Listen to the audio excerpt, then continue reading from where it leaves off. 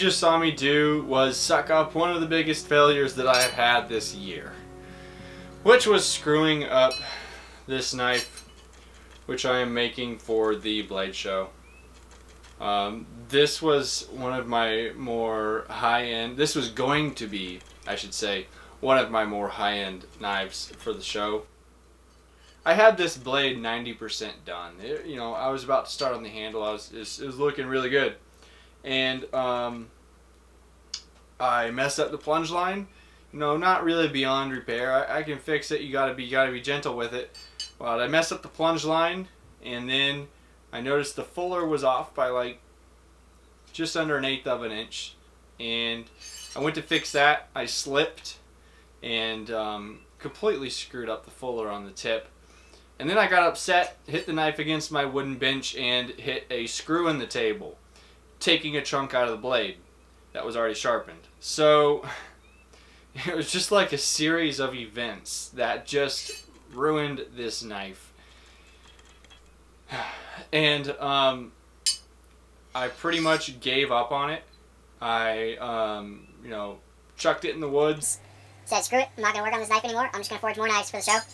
And then the next day, I went and found it, got it out of the woods, kind of looking at it, and figure I'm going to make an attempt to save this knife because the handle, there's nothing wrong with the handle, and most of the blade might be savable. The main thing that was beyond repair was the last couple inches of the blade, which you just saw me cut off.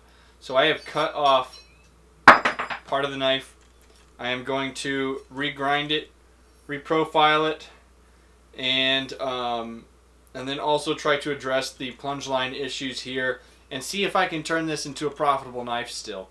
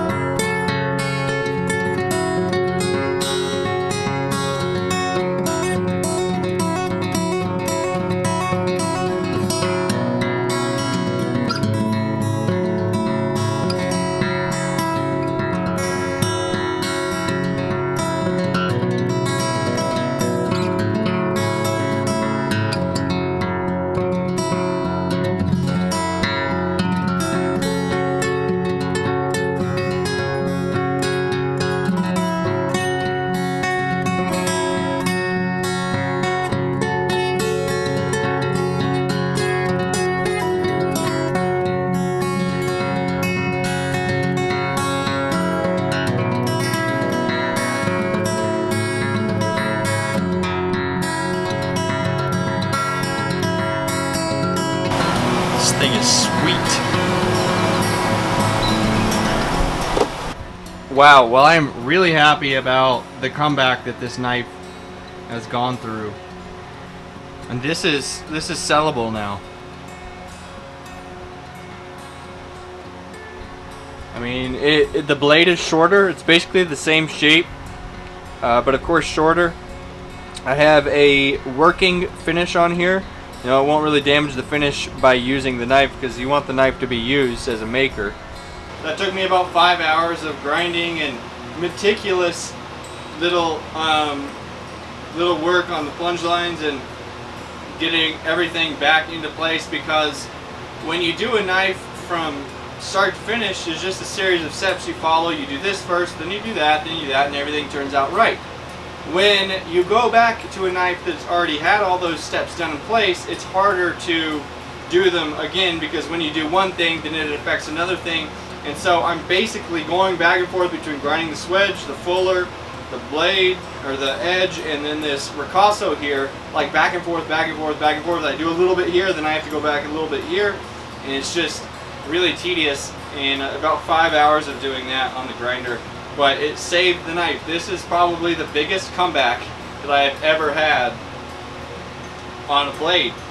I had basically given up 100% on this knife, decided I just wasn't going to work on it anymore, and you know, I gave it a couple days to think about, and went out, got it, looked at it, decided it might be worth it to try and save this thing. You know, I still might be able to get a little bit of money out of it, so I'm glad that I did. I definitely think that this can be worthy of my logo, and so I'm going to be working on the handle next. I will put the finished knife in the end of the video. Stay to the end of the video to see this as a final product for the blade show. So basically, the moral of this story is don't give up and be persistent.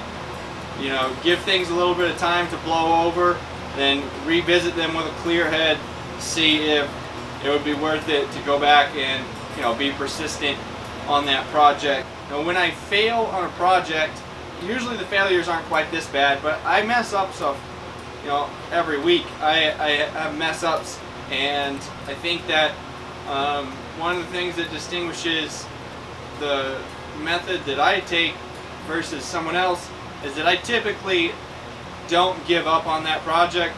You know, I'll stick it out to the end and see if I can make it worthwhile.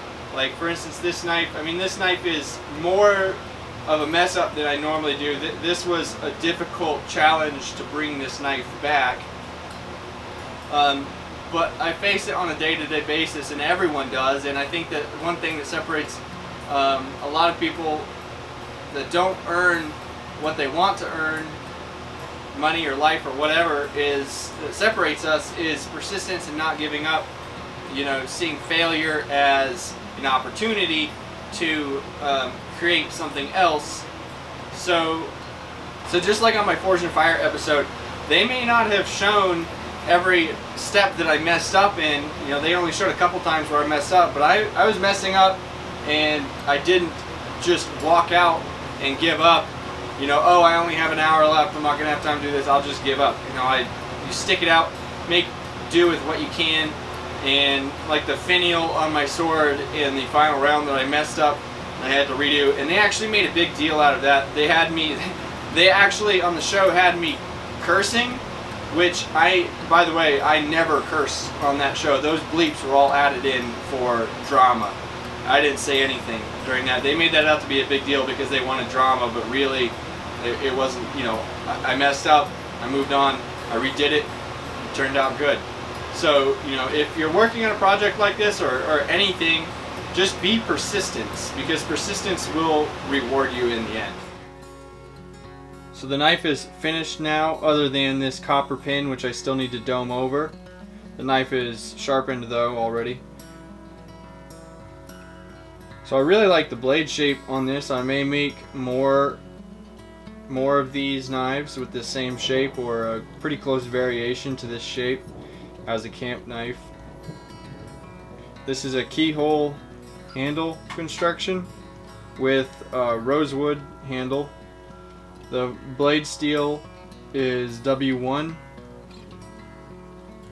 So this knife I put a completely machine finish on. This entire knife is belt finished, and when I do knives like this, I've done knives like this in the past, like kukris and big camp knives and stuff.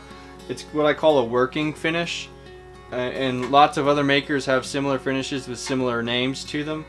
So this type of finish is one that you don't have to worry about getting scratched. So it lets a user purchase a knife with my name on it, with a keyhole handle and, you know, a really nice grind, but it allows the person to use the knife without scratching it so easily, as if I hand sanded this, and if it was Damascus, or if I put just a really nice hand sanded high grit finish on there, you couldn't really use the knife without instantly damaging the finish. So with this type of finish, you don't have to be as concerned with the way that it looks, as well as the handle is also belt finished. So this would be what I'd consider a camp knife, and it is a working finish. And this knife will be available at the Blade Show in just a couple weeks.